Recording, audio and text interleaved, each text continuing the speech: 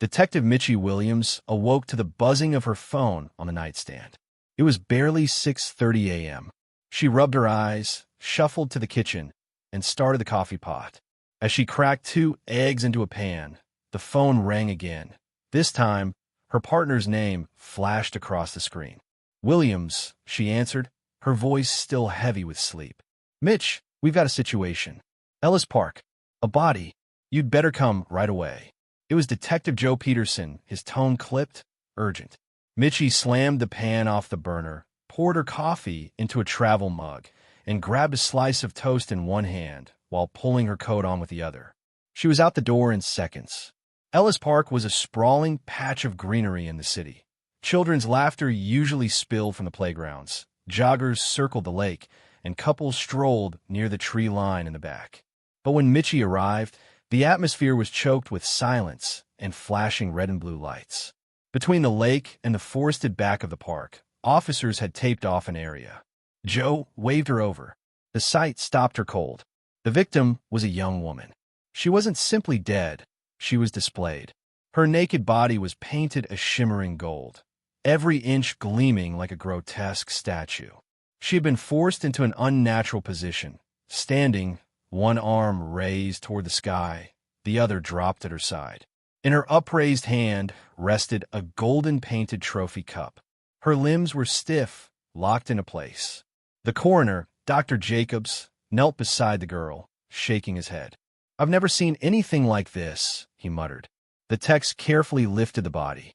Mitchie's jaw clenched. She knew even before Jacobs spoke that this would not be the last.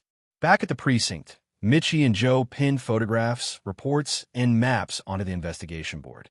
There was little to go on. Just a name, Nathalia Johnson, 16 years old.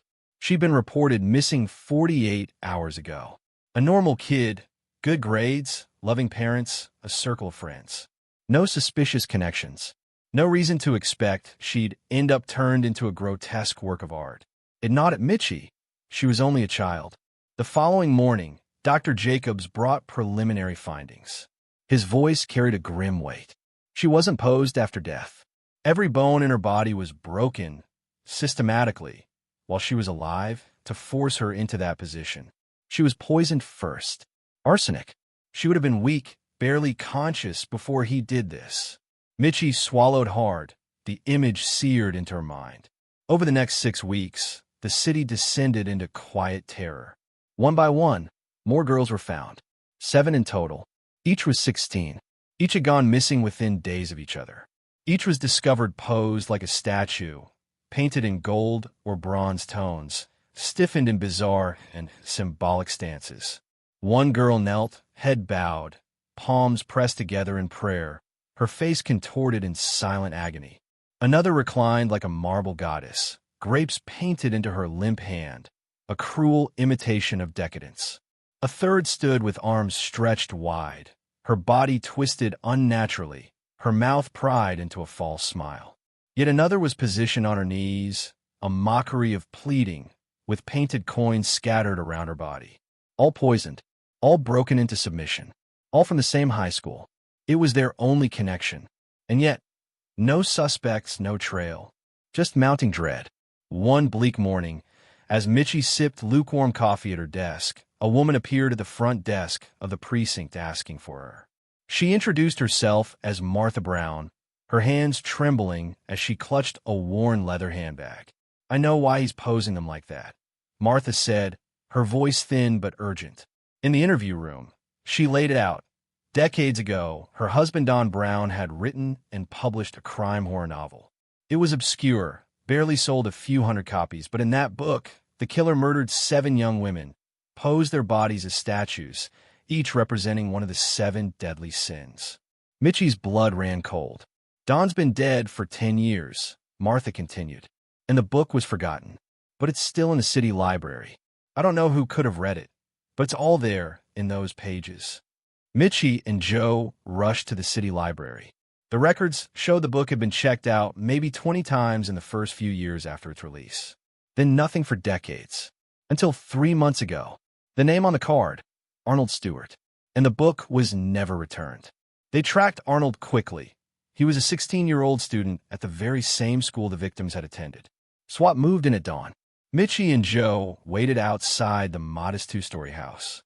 Through his bedroom window, they could see him, a pale, wiry boy hunched over a desk. When the team breached, he barely resisted. On his desk sat the tattered copy of Don Brown's book, margins filled with scrawled notes. Next to it, a sketchbook filled with grotesque drawings of the statues, the victims exactly as they had been found. Arnold muttered as they cuffed him, his voice flat, almost reverent. They were sinners. They rejected me. Lust, pride, greed, envy. I showed the world their true form. In his closet, investigators found the paints, the cups, the props. Enough evidence to bury him forever. That night, long after the station had quieted, Mitchie sat alone in her office. She flipped open the confiscated book. Its yellowed pages described scene after scene that now felt too real. Her fingers lingered on one illustration, the seventh and final statue, sketched in Don Brown's imagination 40 years ago. Mitchie closed the book, exhaled, and stared at the investigation board, where the faces of the 7 girls still watched her silently. Justice was done, but the haunting images of children turned into lifeless art would never leave her.